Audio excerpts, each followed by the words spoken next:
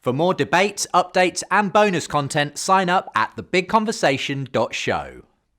I do always think that the interesting thing about the sea of faith is there's no reason why it can't come back in. Yes. The sea doesn't only withdraw. It's the point of tides, but for that to happen, what would be on offer would have to be radically different from everything else in the society that's on offer.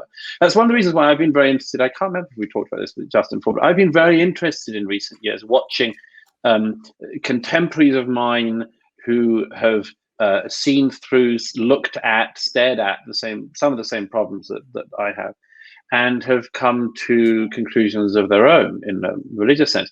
I've been very struck, for instance, by not a large number of people, a relatively small number of people, but people I think of as being very intelligent thinking people who have, for instance, converted to Catholicism.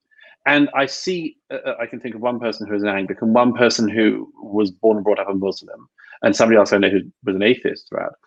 And I don't think this is typical by any means. I'm not trying to say that. I'm just saying that among people I know who are very thoughtful, who've thought about these things, have come from a wide range of different directions.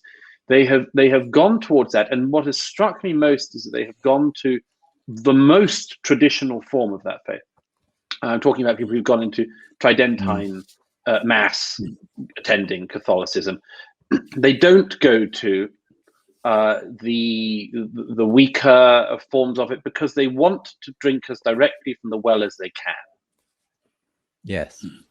And that seems to me to be, as I say, why it saddens me to put it no stronger that that a religion with this inheritance, with all of this to offer, would offer the most watered down version of itself, to the extent that it is a version that is indistinguishable from everything else on offer in society.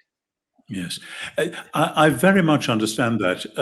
I think at the same time, there is a sense which is deeply rooted in Jesus himself going and eating with sinners, doing things that nobody was expecting a Messiah, a prophet to do, breaking the social taboos in order to be on all fours with the people who really needed him.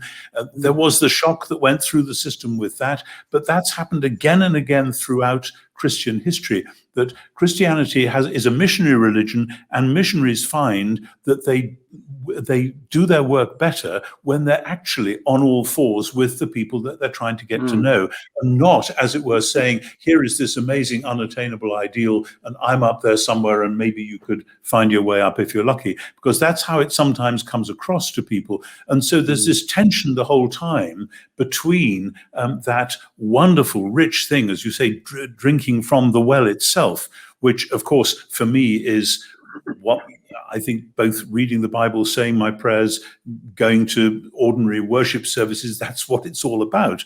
It's absolutely central. But there is a to and a fro. And again, it's because of a belief in the goodness of God's creation that actually these people out there are created by God.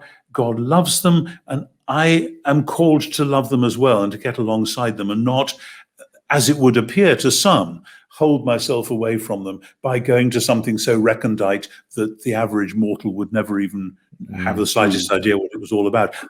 I think that tension is always going to be there.